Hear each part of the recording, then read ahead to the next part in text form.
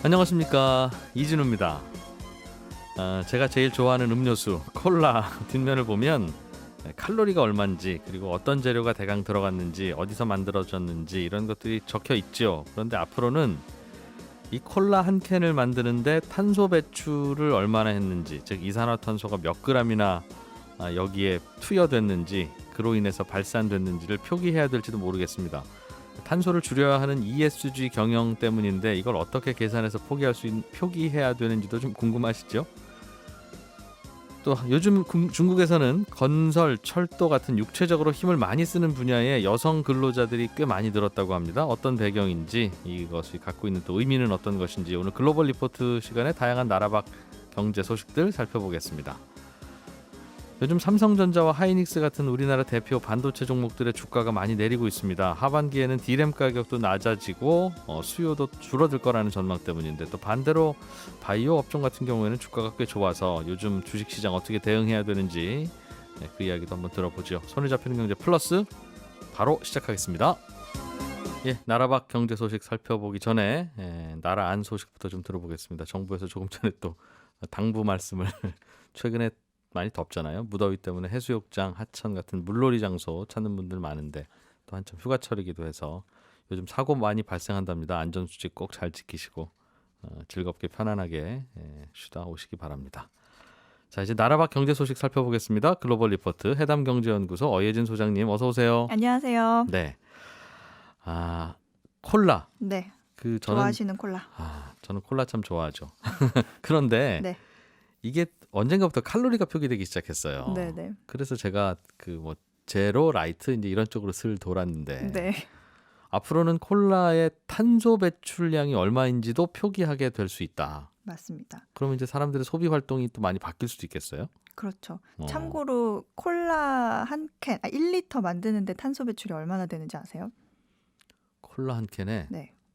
거기는 탄소가 심지어 들어있기도 하니까, 이산화탄소. 그러네요. 그러네. 와, 그 생각 못 해봤던 질문인데요. 346g이 들어간다고 합니다. 이게 346g. 재료가 만들어지는 순간부터 슈퍼마켓 냉장고까지 가는 과정에서 나오는 모든 이산화탄소를 리터당으로 나눈 값이거든요. 오, 네, 근데 이게 그램이니까 양은 굉장히 많은 거예요. 그죠? 기체가 300g이면 묵직한 건데. 역시 공대 출신. 그러니까. 네. 근데 이런 식으로 기업들이 앞으로는 어떤 이런 수학적, 과학적 계산을 필수 과목으로 받아들여야 되는 예. 이유가 이제 시대적 요구 때문인데, 뭐 투자자들도 기업에게 어떤 제품과 서비스와 관련된 온실가스 배출을 공개하라 이런 압력도 넣고 있고, 뭐 규제 당국 나라에서도 이 부분에 대해서 기업들에게 묻기 시작했습니다. 이런 공시를 하면 이걸 본 은행이나 보험사 또는 투자 회사가 온실가스를 많이 생산하는 기업을 피할 수 있다고 보는 건데요. 뭐 해당 기업이 환경을 해치는 것으로 보거나, 예. 아니면 이 기업이 시대에 좀 뒤처져서 사업이 취약하구나 이렇게 네. 파악할 수 있는 것입니다.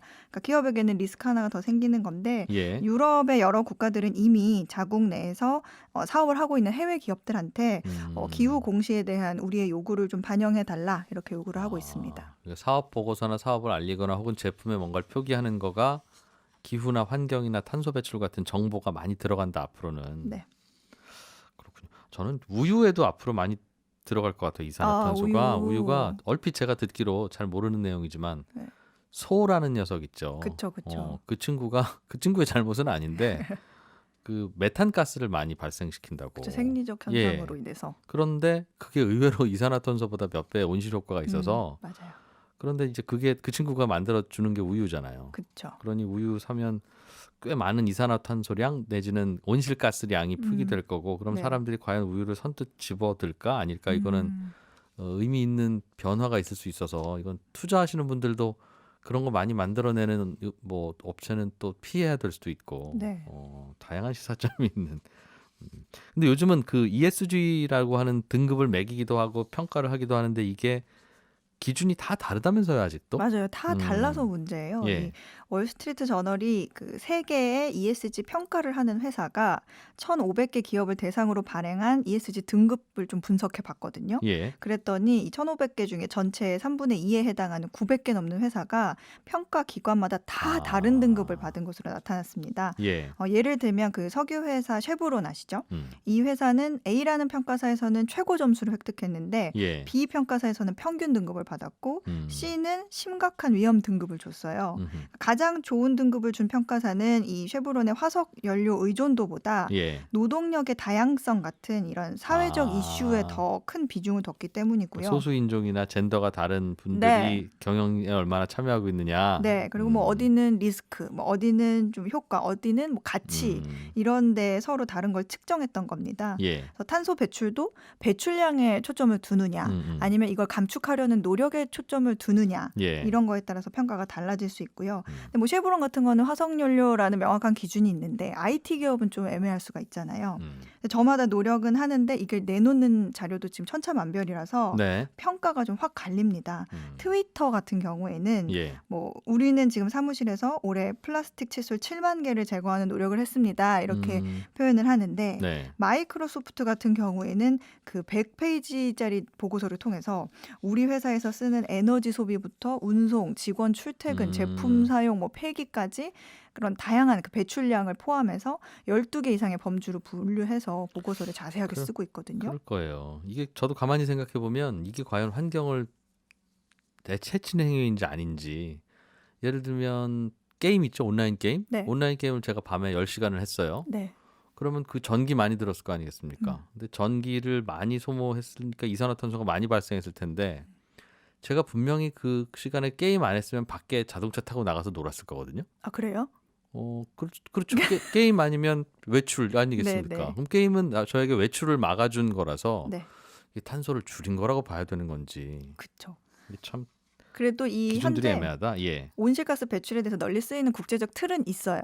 있는데 이 세 가지 범주로 분류가 되는데 범위라는 뜻의 스콥으로 불리는 스콥 1, 2, 3가 있거든요. 예. 1은 회사에서 운영에서 비롯되는 탄소 배출량, 스콥 2는 회사가 구매하는 에너지로 인해 발생하는 배출량, 그리고 이제 스콥 3가 가장 측정하기 힘든 기준인데 제품과 관련이 되긴 하지만 뭐 협력업체 운송이라든지 직원이라든지 뭐 공급업체 또는 고객이 생산한 탄소 배출량까지 이렇게 측정을 해서 적는 거예요. 네. 그래서 코카콜라 같은 경우에는 직원 출장 시에 항공편을 통한 배출량을 반영하고 뭐 통신사인 버라이전 같은 경우에는 항공편의 철도까지 보고 뭐 AT&T는 항공편 철도 자동차까지 계산하고 뭐 이런 식으로 야. 해서 많은 기업들이 스콥 3는 계산이 사실상 불가능하다 이런 얘기도 하고 있죠. 코카콜라 한 캔에 들어있다는 300g 남짓한 이산화탄소에는 네. 코카콜라 임직원들이 출장 다닐 때 네.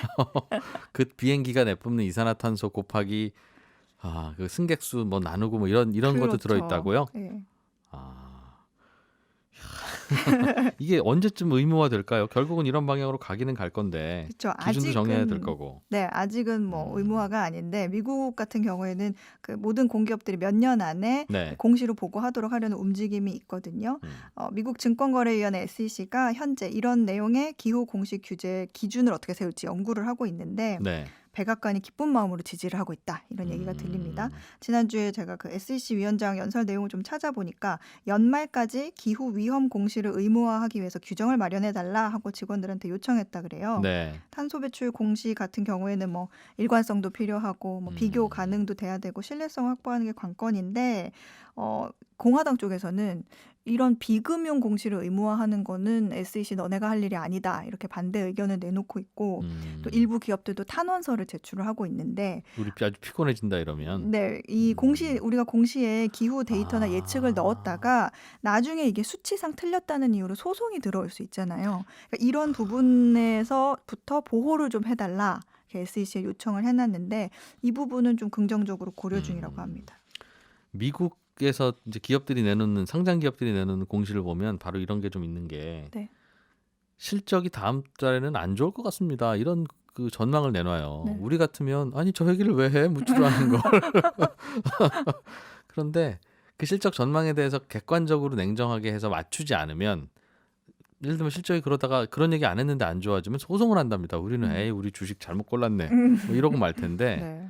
그러니까 이런 것도 우리가 이제 기후 이 예측을 혹은 이산화탄소 배출량 예측을 해야 되는데 이거 굉장한 부담이다 그런 거 이제 정확히 해야 되니까. 음.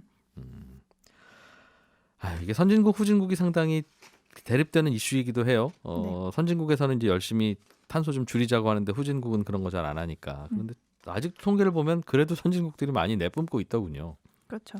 우리가 이것저것 소비하는 게 다 그런 걸 테니까. 다른 얘기 좀 해보겠습니다. 중국은 전통적으로 힘을 요구하는 중노동 일자리들은 꼭 중국뿐만 아니라 다른 곳도 그렇지만 남성들이 일을 많이 해왔는데 요즘 여성 노동자들이 많이 늘었다네요. 중국에. 네. 뭐 기사 여러 사례를 보면 뭐 예. 30대 여성이 45kg짜리 알루미늄 창문을 뭐 번쩍번쩍 들어서 계단을 막 3개씩 오르고 있다. 이런 내용도 있는데요. 현재 중국의 대다수 건설 현장에서는 일감은 풍부하지만 일손이 부족하다고 합니다. 불과 얼마 전까지는 고용주가 그 구인 광고에 여성 노동자들은 제발 우리한테 연락하지 말아달라 이런 문구를 명시를 했었거든요. 네. 근데 지금은 여성 노동자들을 받고 있습니다. 주로 40대에서 50대 여성들이 와서 일을 하는데 남성들과 똑같은 일을 합니다. 처음에는 뭐 요리나 청소 이런 거부터 시작해서 모래를 푸거나 뭐 자재를 운반하다가 지금은 기계를 조정한다든지 레미콘을 뭐 움직인다든지 이런 일로 변화를 하고 있는데 네. 여성의 존재감이 너무 커지다 보니까 고용주들이 건설 현장에 뭐 별도의 생활 공간이나 화장실을 새로 마련하는 만들어야 경우가 되겠죠. 늘고 있다고 합니다. 2018년 말 기준인데요. 중국 전체 건설 근로자의 14%에 해당하는 950만 명이 여성인 것으로 나타났습니다. 예. 2014년 말 대비 10% 증가한 수치고요. 최근에는 중국 주요 도시의 건설 현장에서 일하는 노동자의 약 3분의 1이 여성인 것으로 나타났습니다. 3명 중 한 분이. 네. 근데 참고로 미국은요. 건설 노동자의 10% 조금 넘는 정도가 여성이라서 중국이 지금 더 많은 겁니다. 여성들은 임금은 좀 적습니까? 임금이 좀 적습니다.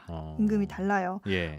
남성 노동자보다도 훨씬 낮은 임금에도 불구하고 불만 없이 대부분 일을 하고 있다고 하는데 그래서 예, 예를 들면은 뭐 여성 노동자들은 한 일당에 한 3만 원 정도 되면 예. 남성 동료보다 한 20% 정도 적은 금액이거든요. 예. 근데 이제 미국 같은 경우에는 성별 임금 격차가 좀 적은 나라인데 여기를 보면 건설 분야에서 여성들은 남성들의 평균 94%를 받으니까 중국에서는 한 80% 정도 주고. 네, 중국 임금 격차가 지금 21%로 남녀 격차가 21%로 평균보다 약간 높거든요. 예. 그래서 근데 임금도 임금이지만 여성들이 주로 임시직으로 고용이 돼서 일을 하고 있어요. 정규직이 아니라. 예. 정규직으로 하면 복리후생 이런 거 다 해줘야 챙겨줘야 되니까. 되니까. 예, 그럼에도 불구하고 수요가 많다고 합니다. 여성들을 갑자기 고용을 늘리는 이유도 궁금하고 네. 또 하나는 그럼에도 불구하고 아직 임금도 낮고 이런저런 불안한 일자리라면 그럼에도 또 여성들도 이 일자리를 찾는 이유도 좀 궁금하고 중국 사회에 어떤 변화가 있거나 특이점이 있는 것 같은데요. 네, 일단은 여성들이 왜 이렇게 찾을까 하고 보면 일터 위치 때문이에요. 대부분 우리가 중국 여성들 일하는 곳을 생각하면 공장이나 뭐 소매업이나 음식 예. 서비스 이쪽인데 이런 곳들은 대부분 일터가 도시에 있잖아요. 근데 이제 대다수 노동 인력이 지방 먼 곳에서 오는 사람이라는 얘긴데 그러면은 아이들 보통 노부모한테 맡기고 가족과 떨어져서 일하는 경우도 많거든요. 네. 그런데 이 더운 뭐 공장에서 하루 10시간 꼬박 제품 조립해서 받는 것보다 건설 현장에서 일을 하는 게 훨씬 더 돈도 많이 벌고 거주지와도 일터가 가까워서 예. 어디 공장 같은 데 가면 다른 그 공장이 있는 특정한 곳으로 가야 되니까. 그렇죠. 보통 도시 주변으로 가야 되는데 건설 현장은 이제 지방 쪽에서 계속 개발 때문에 만들어지고 있으니까 시골을 떠나지 않아도 되는 것이다. 네, 만족도가 이분들 높습니다. 입장에서는. 네. 이게 왜 그러냐면 최근 몇 년간 시진핑이 농촌 살리기 추진으로 지방을 많이 개발하려고 하다 보니까 지방에 이런 건설 현장이나 중노동 일자리가 많습니다. 그런데요, 역사적으로 보면 네. 여성이 이렇게 건설 현장에 투입된 게 처음이 아니에요. 공산당 집권 초기에 그 마오쩌둥이 예. 여성들한테 국가 건설을 도와라 이런 이유로 노동 인력을 참여를 하도록 장려를 했거든요. 그래서 이때 여성 노동자들을 두고 아이언 걸스라고 불렀는데 네. 이 마오쩌둥 시대의 평등의 상징으로 여겨지기도 했습니다. 근데 이후에는 덩샤오핑이 집권한 후에 중국이 좀 부유해지기 시작하면서 네. 그 여성들의 업무 역할이 좀 타고난 생물학적, 생리학적 특징에 의해서 결정된다 이런 인식이 생기다 보니까 네. 좀 시장에서 볼 수 없었죠. 네, 그리고 이제 또 이런 자리가 부족한 이유는 저출산과 고령화 이유도 있는데요. 그러니까 경기가 계속 성장하니까 젊은 남성들을 구하지 못하는 거예요. 젊은 남성들은 보통 조금 덜 어려운 직업을 찾기 때문에 도시로 그 가든가. 갭을 여자들이 메꾼다는 게 이제 전문가들의 분석입니다. 크게 보면 지방 개발을 좀 해야 돼서 그쪽에 곳곳에 공사 현장이 생기는데 네. 갑자기 생기는 이 공사 현장의 인력 조달을 남성들로 하려니 잘 안 되고 있다. 네. 그게 요지군요. 그래서 이제 다시 이제 중노동 자리에 여성 인력들이 투입이 가게 되면서 되고. 우리가 옛날하고 다시 한 바퀴 빙 돌아서 다시 왔구나 이런 얘기도 나오죠. 그러게요. 해외에서는 백신 네. 많이 잘 맞는 나라도 있고 잘 못 맞는 나라도 있고 없어서. 네. 그런데 이제 넉넉히 있는 나라에서도 안 맞겠다고 하는 분들이 네. 많아서 네. 이 나라는 이게 고민인 모양이에요. 뭐 어떤 나라는 백신이 없어서 고민이긴 한데 이게 참 우리가 공감하기 힘든 부자 나라들의 고민인데 우리 애가 이렇게 밥을 안 먹네 뭐 이런 얘기를 들으면 아휴 우리 애는 없어서 못 먹는데 이제 그런 느낌일 텐데 밥 안 먹는 집에 부모도 고민은 있죠. 네, 이게 좀 그런 부자 나라들은 이미 코로나 백신 프로그램을 성공했다 이렇게 여기다가 갑자기 델타가 퍼지기 시작하니까 예.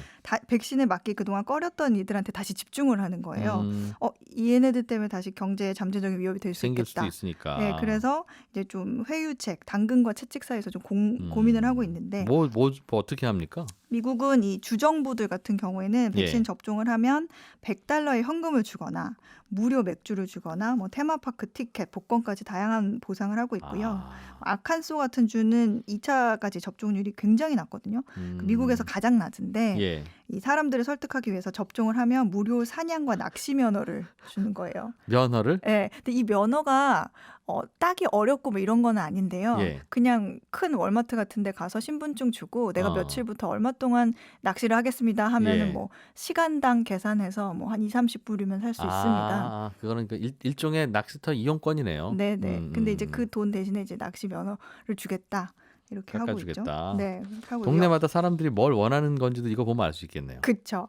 뭐 영국은 뭐 공짜 패스트푸드 음식이나 무료 택시 승차권을 주는데 얼마 전에 리버풀에서 예. 축구 경기 입장권을 무료로 제공했다가 이미 접종을 완료한 사람들이 공분을 샀었습니다. 네. 이건 불평등이다. 이거는 다음번에는 오히려 더 접종을 막는 게 될 거예요. 기다리면 그쵸. 점점 더 좋은 선물 주네 나라에서. 맞아요. 그래서 이제 그러면 접종을 강제하는 규칙을 도입하자 예. 했는데 뉴욕 같은 경우에는 지금 최초로 외식과 체육관, 콘서트 등 실내 활동에 대한 예방 접종을 의무화했고요. 뭐 월마트나 구글, 페이스북 같은 회사들도 직원들에게 예방 접종을 강요하기 시작했죠. 네. 영국은 좀 재밌는데 9월부터는 나이트클럽에 가려면 2차 접종까지 완료해야 된다. 이런 정책을 도입했습니다. 젊은이들이 잘 안 맞으려고 하니까 젊은이들을 강제하려는 시도인 거죠. 나이 든 분들보다는 젊은이들이 더 안 맞아요, 전반적으로. 안 맞죠. 자기의 건강을 믿고 한다거나 수도 있고. 불신도 있고. 그렇군요. 노인들은 많이 맞았습니까? 미국 같은 경우는? 노인 같은 경우 미국은 한 85% 접종이 그렇게 달하는데 네. 영 어덜트로 분류되는 젊은 세대는 55% 정도가 백신을 맞았습니다. 안 맞는 이유는 귀찮고 혹은 아프고 안 맞아도 괜찮을 것 같은 거 말고 다른 이유도 있어요? 잘못된 정보 때문이기도 하고요. 백신을 맞으면은 코로나를 투입한다고 생각하는 사람도 있고요. 그건 잘 몰라서. 네네. 그런 것도 있고 정치적 이유도 있는데요. 네. 이게 단정하기 어려운 부분은 있지만 희한하게도 미국 주별 접종률하고 지난 대선 투표율을 지지하는 당으로 네. 그 색깔을 보면 거의 비슷하게 겹쳐요. 그러니까 공화당을 지지하는 주들이 백신 접종률이 대체적으로 낮았습니다. 낮다. 네. 생각도 좀 그런 거. 정부가 간섭하지 말고 나의 자유가 더 중요해 하는 분들과 그렇죠. 그렇지 않은 분들이 좀 다르다. 예, 백신을 강요하는 게 오히려 불법적인 차별로 보는 시각이 미국에는 있습니다. 해담경제연구소 어예진 소장이었습니다. 고맙습니다. 감사합니다. 오늘 주식시장도 생각보다 많이 내리고 있습니다. 특히 삼성전자 주가가 많이 내리고 반도체 업종에 대한 불안한 시각이 계속 제기되면서 전반적으로 하락세를 보이고 있는데 오늘은 유한타증권의 글로벌 자산 배분 본부장 유동원 본부장님 모시고 주식시장 얘기 좀 나눠보죠. 어서 오십시오. 안녕하십니까? 예. 저희가 유 본부장님 나와주십사 말씀드린 건 사실 어제가 아니라 조금 됐는데 네. 이렇게 중요한 날 나오시게 됐네요. 네. 굉장히 중요한 날이죠, 사실. 반도체 주식들 왜 이렇습니까?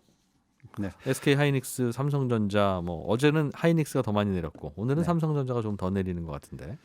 네, 지금 뭐 기본적으로 매도를 하고 있는 쪽은 외국인이고요. 예. 외국인들의 지금 공매도가 상당히 많이 늘어나고 있다라고 저희는 알고 있습니다. 예.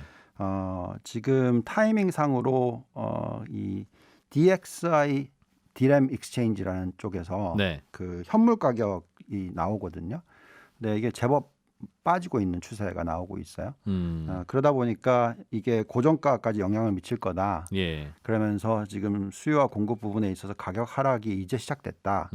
뭐 이렇게 얘기를 하는 쪽이 좀 크고요. 현물가가 내리고 있다. 네. 그리고 지금 DDR5가 아직 자꾸 좀 지연이 되다 보니까 수요 측에서도 좀 기다리는 모습이고. DDR5는 뭐예요? 그러니까 이제 그 램프업을 하는 거죠. 이거 훨씬 더 이제 수율 뭐라고 설명해야 되나? 제가 좋은 반도체? 좀 더 업그레이드. 좀 더 업그레이드되고 좀 더 빠르게 할 수 있는 신제품. 네, 그래서 그래서 신제품 이름이 DDR5군요. 그게 이제 서버 디램 쪽이든 어디든 간에 수요가 있는데 지금 DDR4를 쓰기보다는 좀 기다렸다가 이제 이걸로 쓰고 싶은데 내년 1월에 예. 신차 나오면 10월부터는 차 안 팔리는. 네, 그렇죠. 그렇기 때문에 지금 기다리고 있는 상황이 있고요. 그 다음에 이제 또 PC 쪽에 대한 수요가 지금 좀 문제가 있다라는 얘기가 나오고 있는데 그 이유는 아무래도 기업 쪽에서 네. 많은 분들이 지금 재택근무를 하다 보니까 실질적으로 디램 그 PC를 바꿀 필요가 없는 거죠. 기업들이. 그래서 이런 부분 이맘때쯤이면 바꿀 때 됐는데 네. 이상하게 주문이 없으시네. 네. 그래서 이러면서 이제 지금 가격이 그 현물가가 빠지면서 네. 주가의 어떤 공약이 있었습니다. 근데 보면은 외국인들이 지금 파는 그 규모가 상당히 커요. 삼성전자와 SK 하이닉스 두 개만 가지고 어저께 2조 8천억인가 뭐 그 정도의 엄청난 금액을 팔았고요. 네. 근데 이게 하루만이 아니라 지금 벌써 4일째 계속되고 있습니다. 그래서 집중 공략을 하는 부분이 나타나고 있고 또 이렇다 보니까 또 환율까지 같이 깨지고 있고 그래서 어떻게 보면 팔고 빠져나간다 이거죠. 예, 그러니까 그러면서 어떤 단기적으로 굉장히 세게 때리는 모습을 보여주고 있습니다. 근데 이게 공매도와 같이 이제 나타나는 현상이라서 사실 많은 분들이 걱정하는 것은 이런 모습이 어떤 대세 하락장의 시작이냐. 그렇죠. 공매도라는 건 지금 갖고 있는 주식 파는 것도 이해가 되지만 네. 심지어 빌려서 판다는 건 앞으로 더 많이 내릴 거라는 예상이 반영된 행동이잖아요. 그렇죠. 그러면서 또 이제 외국계 증권사들이 뭐 몇몇 개 증권사들이 디램 사이클 끝났다. 네. 뭐 이런 리포트들이 나오면서 동시다발적으로 한꺼번에 공격을 했고 어저께 그 옵션 만기일까지 연결이 되면서 그런 네. 현상이 일어났습니다. 그런데 우리가 지금 계속 얘기하고 있는 것은 이제 반도체 슈퍼 사이클이 아니냐. 그리고 전반적인 어떤 산업의 변화가 생긴 게 아니냐 이런 얘기를 계속 해왔고요. 네. 저희는 이게 좀 지연됐다라고 생각하지 사이클이 끝났다라고 생각은 하고 있지 않습니다. 그렇지만 단기적으로는 어쨌든 지금 가격이 하락이 일어나니까 또 실적이 이미 발표가 됐고 또 그 9월 실적이 3분기 실적이 발표되는 시기는 10월 달까지는 기다려야 되잖아요. 예. 그러니까 이런 단기적으로서 보통 한 번의 쇼트를 가지고 그러니까 공매도를 해서 이익을 실현할 때는 굉장히 빠르고 세게 때립니다. 그래서 지금 현재의 어떤 흔들림을 만들어내고 있는 것이고요. 네. 그렇지만 만약에 그 가격 하락 자체가 현물가 가격이 빠진 것이 고정가까지 영향을 미치지 않는다면 즉 4, 4분기에 다시 가격이 상승되는 모습이 보인다면 이런 공매도는 빠르게 쇼커버링이라고 하죠. 그래서 다시 매수를 해야지 되니까 네. 빌려서 던졌으니까 다시 메꿔 넣어야 되는 거거든요. 그래서 어쨌든 단기적으로는 변동성이 있을 수 있다고 생각하지만 장기적으로는 대세 하락장 매크로 쪽으로 봤었을 때는 문제가 없다라고 생각하고 있습니다. 반도체는 현물가 고정가가 따로 있나 봐요. 그러니까 요즘 내리는 게 현물가라는데 네. 고정 가격은 그럼 그 평소에 그냥 납품하던 거래처들끼리 그렇죠. 왔다 갔다 하는 가격입니까? 그렇죠. 그러니까 DXI 디램 익스체인지에서 나오는 가격은 그 현물가는 전체의 반도체 가격 결정되고 실질적으로 거래가 일어나는 것의 한 10% 정도로 네. 보시면 될 것 같습니다. 반도체 슈퍼 사이클이 왔으니까 드디어 이제 반도체 회사들은 주가도 많이 오르고 실적도 이제부터 본격적으로 커지는 거다라는 설명이 있었는데 몇 달 전만 해도 그거는 뭐였고 그건 왜 지금 틀리고 있을까요? 한 번만 더 설명을 좀 해주시면 좋겠는데. 그 디램 가격 중에서 이 현물가가 빠지면서 예. 나중에 주가가 오른 적도 충분히 있습니다. 예, 그래서 2017년에도 그런 현상이 있었고요. 네. 결국은 지금 이 슈퍼 사이클이냐 아니냐 하는 부분인데 계속해서 지금 2009년부터 지금까지 계속 이어진 상황을 보시면은 큰 폭의 가격 상승 그리고 빠짐 또 다시 상승 그러면서 계속 고점을 높여가고 있습니다. 디램 가격이 아니면 네, 반도체 디램 가격. 디램 가격이 네, 마찬가지로 예. 주가도 그렇고요. 지금 4차 산업혁명이라는 것은 모든 제품에 있어서 반도체 수요가 크게 늘어난다라는 것이고요. 예. 또 우리가 4차 산업혁명 얘기할 때는 모든 부분이 데이터 마이닝이라는 얘기를 하죠. 여러 가지 이 계산을 해야 되는 거고 요즘에 뭐 비트코인 캐내는 것도 마찬가지고 양자 컴퓨터 얘기도 나오고 있고 전기차 얘기에 여기에 또 자율주행까지 그러니까 모든 부분에 있어서 계산을 많이 하면 할수록 그렇죠. 이 반도체 수요가 굉장히 크게 높아지는 것이고 네. 이런 부분들이 실질적으로 과거에는 이 만약에 이제 제조업 제품에 있어서 반도체가 차지하는 비중이 겨우 뭐 1, 2%였다면 비용 중에서 네. 앞으로는 5%, 10% 이렇게 늘어날 수 있다라는 거죠. 예. 그래서 그런 것을 감안했었을 때는 우리는 아직까지 이 슈퍼 사이클의 꼭지를 봤다고 생각하지는 않습니다. 다만 중간중간에 어떤 계절적인 요소로서 이런 이 지연이 될 수 있는 부분. 그래서 우리가 지금 판단하기에는 이 3, 4분기는 변동성이 충분히 있을 수 있는데 4, 4분기에는 좀 더 기대를 가져보자라는 얘기를 하고 있습니다. 3분기가 이제 한 달 반 남았어요. 말씀하신 네. 변동성이 있다는. 네. 그러니까 전반적으로 큰 흐름은 앞으로도 반도체 수요도 많아지고 그 산업도 좋아질 것 같기는 한데 네. 그 좋아지는 속도에 약간씩 변화가 있을 때마다 이렇게 시장이 흔들리기는 할 것 같다. 그렇게 본다. 네. 근데 지금 반도체를 보실 때는 네. 그 우리나라는 어쩔 수 없이 메모리 쪽에 이 강자지 않습니까? 예. 그래서 전체 반도체 시장으로 계산하면 메모리가 18%예요. 전 세계 반도체 시장 중에는 네. 그래서 나머지 80%가 있습니다. 이게 이제 파운드리부터 시작해서 뭐 여러 가지 팹리스 뭐 장비 등등 다 있지 않습니까? 예. 그래서 이게 미국의 속스나 뭐 SMH라는 ETF가 있는데 미국에 상장돼 있는 대부분의 반도체 회사를 포함시키는 거죠. 근데 여기는 삼성전자와 SK하이닉스 쏙 빠져 있어요. 그 미국의 대표적인 반도체 펀드 안에는 ETF. 그 성장지수 안에는 펀드. 여기에 마이크론만 들어가 있습니다. 그래서 마이크론의 주가가 빠진다 하더라도 예. 그 속스 지수는 별로 안 빠져요. 그래서 지금 보면은 역대 최고치를 계속 경신해 나가고 있는 추세입니다. 그래서 무슨 말이에요? 반도체 종목들을 담은 그 ETF가 있는데 네. 그 중에 마이크론이라고 하는 종목은 디램 우리나라와 업체는 들어 있는데 하이닉스하고 아주 비슷한 회사죠. 그러니까 예. 3위죠. 시장 예. 점유율로 예. 따지면. 그러니까 이런 주가들은 빠지는데 디램 업체는 빠지는데. 전체 속스 인덱스 자체는 빠지는 폭이 훨씬 작다라는 거죠. 예. 그래서 우리가 이제 굉장히 중요한 부분이 투자를 할 때 있어서 포트폴리오 구성이라는 게 중요한데 반도체를 예를 들어서 전체 포트폴리오의 3, 40%를 실른다고 하면 그 중에 메모리는 20%만 실어야 되는 거죠. 전체로 보면, 네네. 파이로 보면. 예. 그래서 그런 전략을 폈다면은 지금 충격이 크지는 않는데 그냥 한국 투자를 하시는 분들의 입장에서는 한국의 반도체 업종 비중이 전체 코스피의 거의 40%가 되니까 여기서 이제 40%를 들고 있으신 분들이 많을 거 아니겠습니까? 네. 그래서 여기서 이제 피부로 느끼는 건 굉장히 충격적인 거죠. 반도체 중에서도 디램, 그러니까 메모리 쪽에만 요즘 특히 수요에 대한 불안 이런 게 있는 모양이에요. 네. 그래서 잠깐 말씀을 주셨습니다만 그 중장기 투자하는 분들은 오늘같이 많이 주가 내리고 하더라도 이게 대세 하락의 시작이지만 않으면 뭐 이러다가 또 기간 조정 후에 다시 올라가는 거라면 안심할 텐데 네. 그동안 주가가 너무 많이 올라 있는 측면도 있고 불안하다는 말도 많이 들리니까 그렇죠. 혹시 이게 어제 오늘 이렇게 주가 많이 내리는 게 드디어 이제 대세 상승이 끝나고 다시 제자리로 돌아가는 그런 신호 아니냐 이게 불안한 건데 그렇죠. 그럴 신호일 수도 있지 않습니까? 충분히 그렇게 생각하실 수도 있고 걱정하실 수가 있습니다. 왜냐하면 속스 인덱스 자체가 2009년 바닥 대비해서 10배 넘게 올랐어요. 속스는 그 반도체 전체 회사들의 인덱스 주가. 자체가. 예. 뭐 메모리 쪽은 심지어 하이닉스도 마찬가지고요. 그렇게 많이 올랐습니다. 자, 근데 이제 질문을 해야 되는 부분은 미국의 지금 증시 사이클 그리고 미국의 전체 경제 사이클을 놓고 봤었을 때 이게 꼭지냐 매크로로 봤었을 때 예. 저는 여기에 대해서는 꼭지가 전혀 아니다라고 생각을 하고 있습니다.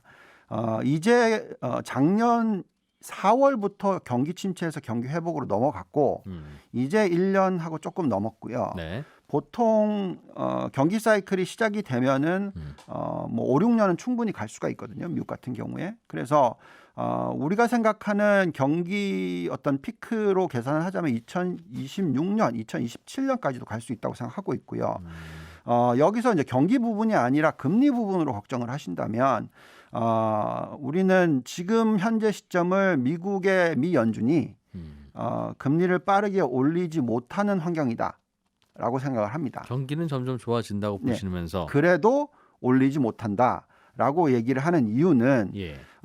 과거에도 똑같은 경험을 미국이 했었는데 2차 세계대전이 지나고 나서 굉장히 적극적인 부양 정책을 썼겠죠, 당연히. 그러면서 1946년에 정부 부채 비율이 GDP의 120%까지 치솟습니다. 네. 그때 이후로 몇 년간 금리를 건드리지를 않아요. 인플레이션은 그때 어떤 현상이 나왔냐면 20%까지 폭등을 합니다. 네. 그래도 금리를 안 건드려요. 그리고 실질적으로 미국의 10년 국채 금리도 그때는 2, 3%대에서 안 올라갑니다. 그러니까 그런 현상이 왜 일어나는 거냐면 그건 인위적으로 누르는 거죠. 왜? 그만큼 부채 비율이 높은데 금리가 올라가 버리면 네. 나라가 망하는 거죠. 그래서 그거는 지금 기축 통화를 가지고 있는 국가 입장에서는 충분히 지금 인플레이션이 5% 이상 나온다 하더라도 최대한 기다려서 결국 정부 부채 비율이 떨어지는 모습이 나타나고 시작할 때 그때의 금리를 올리기 시작하는데 우리의 계산상으로는 그게 2023년 이후라는 거죠. 지금은 그럼 정부가 미국 정부도 계속 빚을 내서 경기를 살리고 인프라 투자를 해야 되고 그런 상황이라 그렇죠. 금리를 올리면 그 정부의 국채 이자 부담이 생기니 그렇죠. 정부가 이제 정부가 돈 안 써도 되겠어요. 경기 진짜 충분히 좋아요. 해서 손 털고 나오기 그렇죠. 전까지는 부채 비율이 떨어지는 모습이 경제 네. 성장률이 일어나고 세금 많이 인플레이션이 일어나면 당연히 더 이상 부채를 발행을 하지 않으면 내면 예. 이게 자연스럽게 떨어지죠. 예. 그러니까 이게 떨어지는 모습이 나오면서 금리를 같이 올리는 거죠. 근데 지금 그때까지는, 아직 그게 안 나오고 있고 이 정부 부채 비율은 2023년까지는 계속 상승. 할 거로 보니까 예. 그래서 그런 가운데서는 달러가 초강세로 가지를 못하고요. 달러는 이 수준에서 유지가 되고요. 그렇다 그러면 다시 또 말씀을 드리면 이제 신흥국으로 들어오면 네. 미국이 이제 앞으로 금리를 빠르게 올리고 달러가 초강세로 가고 그러면서 환율이 깨지면 당연히 한국 회사들 팔아야 되고 이런 시나리오가 나오는 타이밍이 네. 지금이 아니라는 거죠. 저는 2024년쯤 되면 상당히 걱정을 많이 할 것 같은데 말씀하신 그 피크가 진짜 피크가 오면 네. 근데 지금은 오히려 걱정보다는 이걸 살짝 지나고 나면 또 다시 한번 굉장히 센 장이 오지 않을까라는 생각을 가지고 있습니다. 그렇군요. 요즘 코로나가 다시 확산되고 미국에서도 또 그런다는 얘기도 듣고 우리나라도 그렇고 네. 이렇게 되면 또 경기 안 좋아질 거 아니겠습니까? 정부가 돈을 풀어야만 또 살아날 수 있는 그런 구조라면 이거 어떻게 봐야 될까요? 아닐 것이다. 이러다가 다시 경기 좋아지지 그 코로나가 뭐 언제까지 계속일 거냐로 보세요? 아니면 네. 나빠지더라도 그럼 정부가 돈을 더 풀 테니까 그래서 더 호재야라고 보시는 겁니까?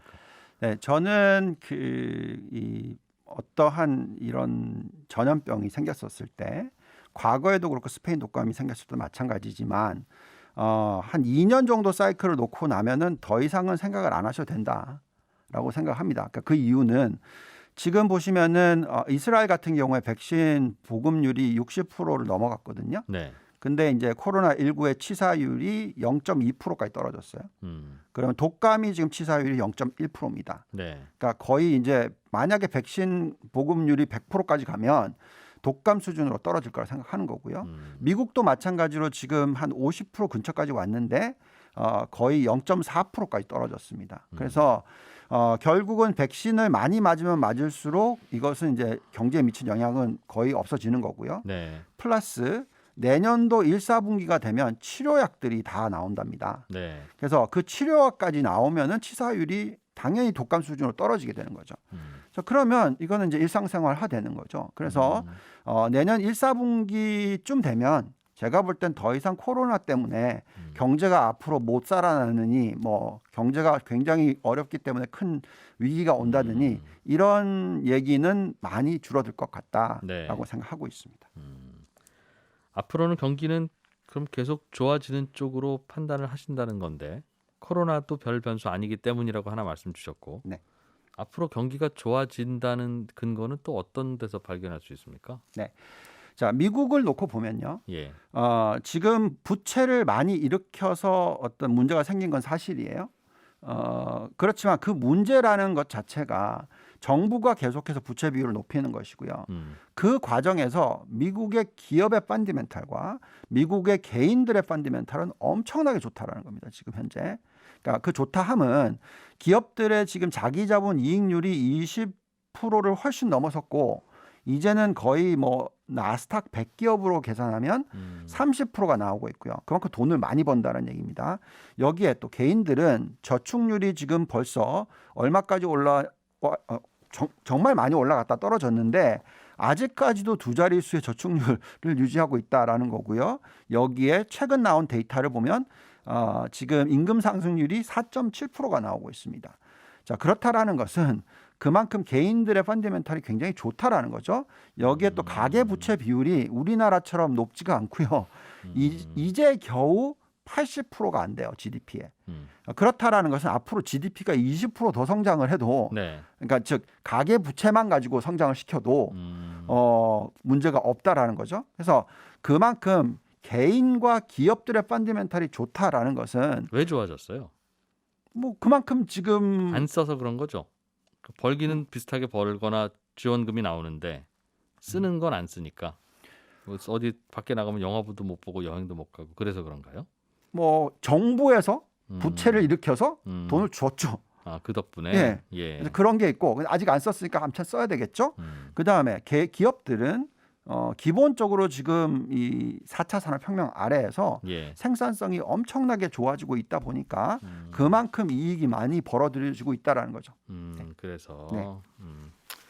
전반적으로 경기가 좀 더 좋지만 금리는 함부로 올리지 않을 것 같은 이 분위기가 당분간 계속 가는 한 흔들림은 있겠으나 방향은 아직도 위쪽인 것 같다는 그런 식으로 요약이 될 것 같네요. 잘 들었습니다. 감사합니다. 예, 유한타증권의 유동원 글로벌 자산배분 본부장이었습니다. 예, 손에 잡히는 경제 플러스 여기서 마무리하면 이제 이번 주 저희 손경제 또 전부 마칠 시간입니다. 저는 월요일 아침 8시 30분에 다시 찾아와서 인사드리겠습니다. 주말 잘 보내시고요. 들어주셔서 고맙습니다. 이진우였습니다.